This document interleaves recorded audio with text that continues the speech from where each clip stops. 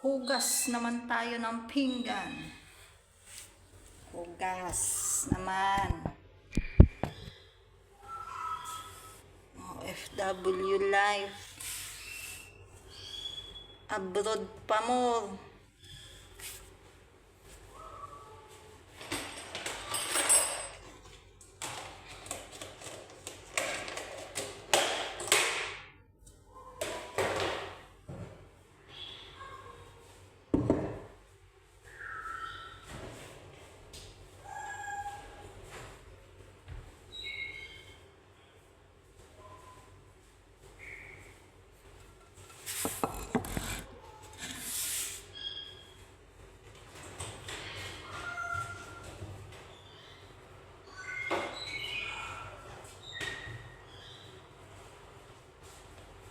Ako ay magapakulo po ng darsin. Darsin kung tawagin dito sa Qatar. Ito ay cinnamon. Cinnamon na kahoy. May cinnamon powder nito. Ito ay cinnamon na kahoy. Ito ay inainom ni Madam. Ganda daw ito sa katawan. Lalo na sa pag inarigla. Nalabas ang mga patay na dugo. Kaya ako'y magalaga at ako'y inarigla. Kaunti lang at medyo mapait eh. Mahilig si Madam dito eh. Sa darsin. Sa cinnamon.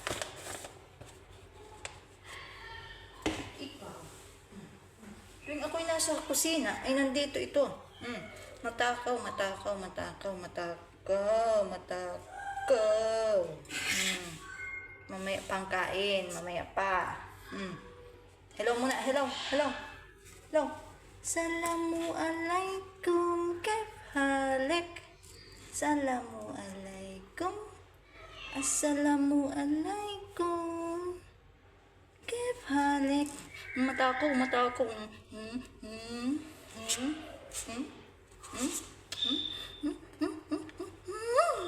Baba. Baba.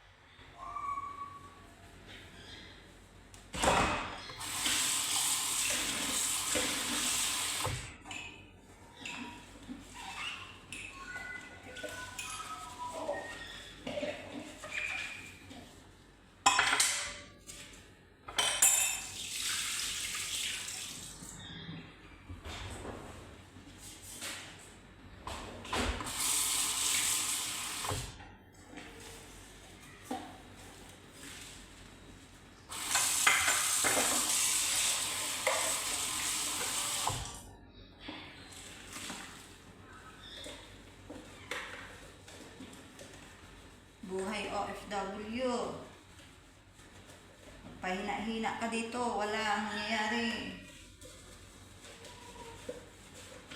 Kailangan, hindi pusong mamon. Pag pusong mamon ka dito, balat sibuyas ka, wala. Mauwi ka sa Pilipinas na luhaan.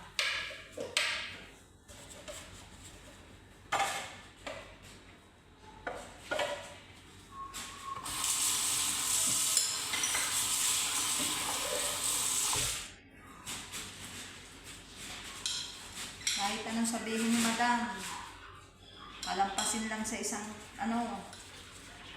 palampasin mo lang. Ang mahalaga, hindi tayo inasaktan dito. Yan, ang importante. Hindi sila nananakit.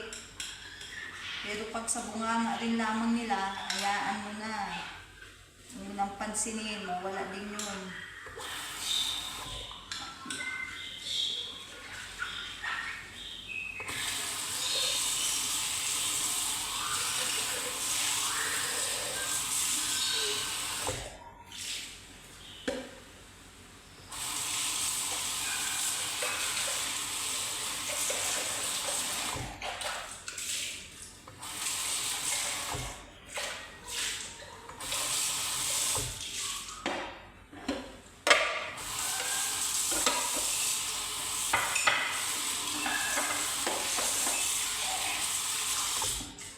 Dahil yung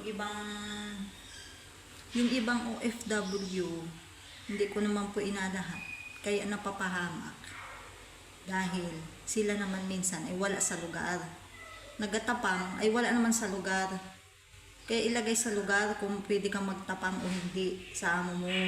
Ganun lang. Mahalaga dito, hindi tayo inasaktan. Kung nagabunga nga man yung mga amo natin, hayaan lang. Mawala din yun. Parang Pilipino din sila. Minsan may saltik. Minsan ay okay, minsan ay naiiyamot, minsan ay nagagalit, minsan ay tawa ng tawa. Saan ka pa?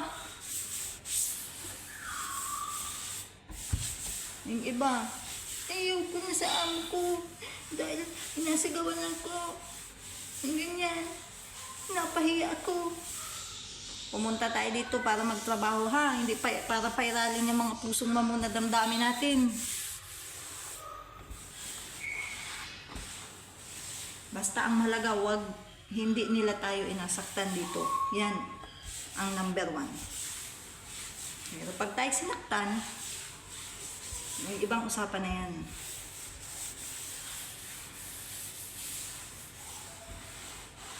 Kaya kailangan may mga contact number kayo bago kayo umalis. Number ng agency, number ng OWA, number ng polo, number ng embassy, pamilya, mga number.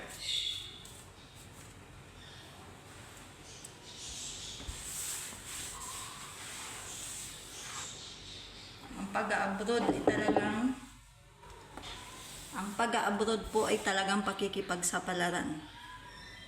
Kailangan bago ka pumunta dito may bala kang dala. Pag wala kang bala ay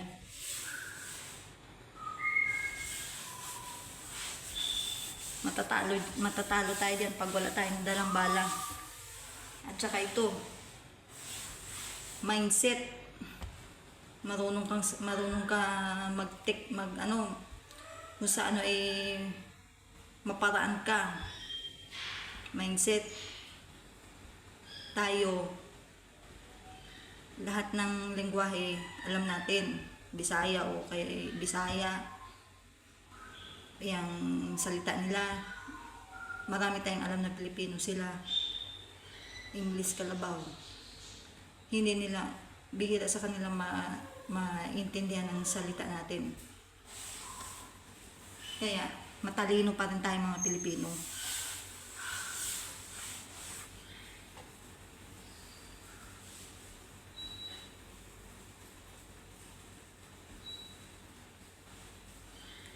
Si madam ko ay nagabunga nga, nahayaan ko lang. Pero hindi ako nalaban. Nahayaan ko lang siya. Pag ako'y mali, natahimik ako. Pero pag alam kong ako'y tama naman at inapilit niyang ako'y mali, eh syempre mangangatwiran ako. Pero ang pangangatwiran ko, nasa mahinahon na boses, hindi malabang kasama mo, hindi. Mali. Yun ang mali.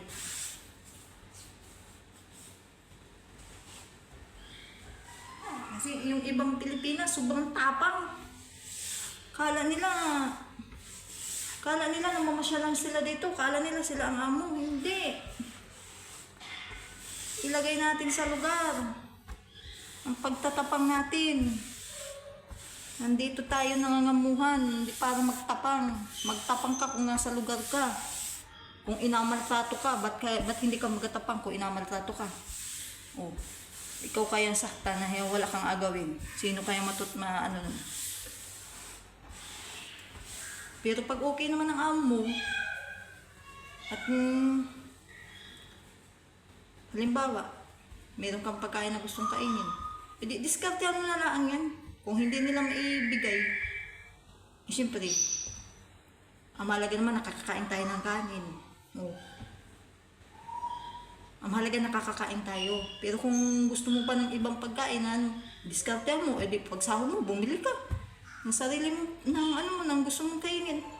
Dahil hindi raso na, ay, hindi ako napakain ng amo ko. Yung ganyan. Yung iba naman, ay, ewan na lang, mahirap na lang magsalita.